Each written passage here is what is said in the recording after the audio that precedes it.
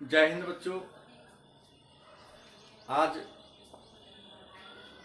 इस वीडियो में हम लोग मौर्य साम्राज्य के पतन के बाद के साम्राज्यों के बारे में चर्चा करेंगे। मौर्य वंश के अंतिम शासक बृहद्रथ थे, जिनकी हत्या उनके सेनापति पुष्यमित्र शुंग ने कर दी और पुष्यमित्र शुंग के द्वारा मौर्य वंश के जगह जिस नए राजवंश की स्थापना की गई उसका नाम था शुंग वंश। तो हम लोग जानेंगे इस वीडियो में कि मौर्य वंश के पतन के बाद, मौर्य साम्राज्य के पतन के बाद मगध पर जिस साम्राज्य के शासन की शुरुआत हुई उसे हम ब्राह्मण राज्य के नाम से जानते हैं। मतलब मौर्य साम्राज्य के पतन के बाद मगध पर ब्राह्मण राज्य या ब्राह्मण साम्राज्य के शासन की शुरुआत हुई।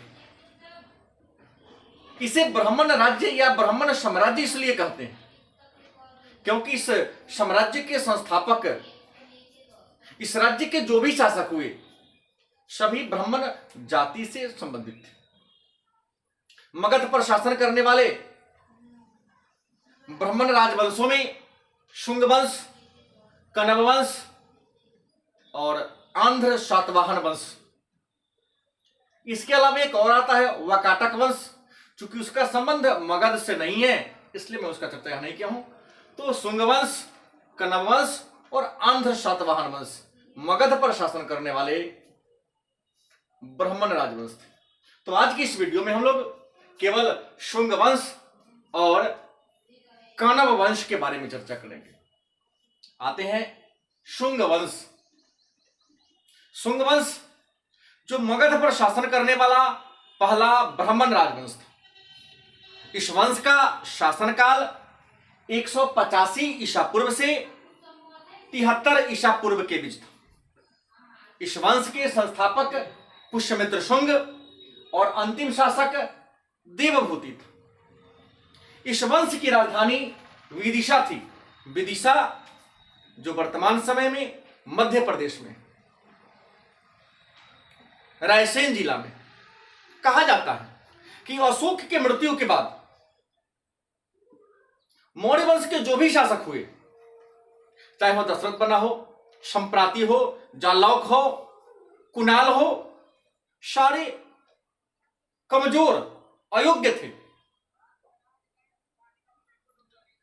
भौतिक सुखों में वे अपने जीवन को सराबोर कर डाला। भोगलिप्सा में इतना डूब गया कि अपने मंत्रियों से मिलना जुलना छोड़ दिया। इसका नुकसान, क्षति यह हुआ कि जनता, सेना, बड़े बड़े पदाधिकारी अपने राजा को पहचानना छोड़ दिया और इसी का फायदा उठाकर मौर्य वंश के अंतिम राजा बृहद्रथ की हत्या उनकी सेनापति पुष्यमित्र शुंग ने सेना के परीक्षण के दौरान, सेना के निरीक्षण के दौरान कर दिया और मौर्य वंश की जगह शुंग वंश की स्थापना की। चूंकि शुंग वंश के संस्थापक पुष्यमित्र शुंग जो सेनापति थे अंतिम मौर्य शासक बृहद्रथ के काल में, अतः इन्होंने अपना पदवी, अपना उपाधि सेनानी रखा। पुराणों के अनुसार, धर्म ग्रंथों के अनुसार शुंग वंश के शासकों ने 112 वर्षों तक शासन किया और शुंग वंश के बारे में जानकारी हमें हर्षचरित्र, वान भट्ट के द्वारा लिखा गया पुस्तक हर्षचरित्र, पतंजलि के द्वारा लिखा गया पुस्तक महाभाष्य और कालिदास के द्वारा लिखा गया नाटक मालविका अग्निमित्रम, इन पुस्तकों से हमें शुंग वंश के बारे में जानकारी मिलती है। इसके अलावा धन्यदेव के अयोध्याभिलेख से भी शुंग वंश के बारे में हमें जानकारी मिलती है। शुंग वंश के संस्थापक पुष्यमित्र शुंग थे। इन्होंने 36 वर्षों तक शासन किया। अपने साम्राज्य के विस्तार के लिए पुष्यमित्र शुंग ने 2 बार अश्वमेध यज्ञ किया था। अश्वमेध यज्ञ 3 दिन तक चलने वाला यज्ञ है। इसमें घोड़ा की पूजा होती है और घोड़ा को पूजा करके उसे 3 दिन तक के लिए स्वच्छंद छोड़ दिया जाता है और जिन जिन क्षेत्र तक घोड़ा भ्रमण करता है वहां तक के राज्य पर, वहां तक के भूभाग पर यज्ञ करने वाले राजा का अधिकार हो जाता है। तो पुष्यमित्र शुंग ने 2 बार अश्वमेध यज्ञ किया। इसके बारे में जानकारी हमें धन्य देव के अयोध्या अभिलेख से मिलती है। इस अश्वमेध यज्ञ के पुरोहित पतंजलि मुनि थे। कहा जाता है कि पुष्यमित्र शुंग ने अपने अश्वमेध यज्ञ में जिस घोड़ा को छोड़ा था वह घोड़ा भ्रमण करते करते भारत के उत्तर पश्चिम सीमा पर चला गया और सिंधु नदी के किनारे यवनों ने पुष्यमित्र शुंग के घोड़ा को रोक लिया था। कहा जाता है कि उस घोड़ा को छुड़ाने के लिए सिंधु नदी के किनारे शुंग और यवनों के बीच घमासान युद्ध हुआ था। अश्वमेध यज्ञ के घोड़ा को यवनों से मुक्त कराने के लिए शुंग और यवनों के बीच घमासान युद्ध हुआ था। इस युद्ध में शुंग शासक जीत गए थे और यवन हार गए थे। इस शुंग और यवनों के संघर्ष में शुंग सेना का सेनापति वसुमित्र था और यवनों का सेनापति मिनांडर था। इस युद्ध में ये जीत गए। पुष्यमित्र शुंग चूंकि ब्राह्मण थे, अतः शुंग वंश के शासनकाल में ब्राह्मण धर्म का उत्थान हुआ, बौद्ध धर्म का पतन हुआ। कहा जाता है कि पुष्यमित्र शुंग ने 84,000 बौद्ध स्तूपों को नष्ट कराने का प्रयास किया था। हालांकि भारत का सबसे बड़ा बौद्ध स्तूप सांची का स्तूप, जिसका निर्माण अशोक ने कराया था, उस सांची के स्तूप के ऊपर रेलिंग जो है, रेलिंग या घेरा, वह लकड़ी का बना हुआ है। उस घेरा का निर्माण पुष्यमित्र शुंग के काल में ही हुआ था।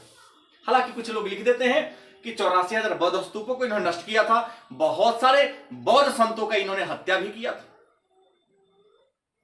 इसके बाद पुष्यमित्र शुंग ने पाटलिपुत्र में स्थित एक बौद्ध स्तूप है कुट्टाराम, 3 बार नष्ट कराने का काम किया था।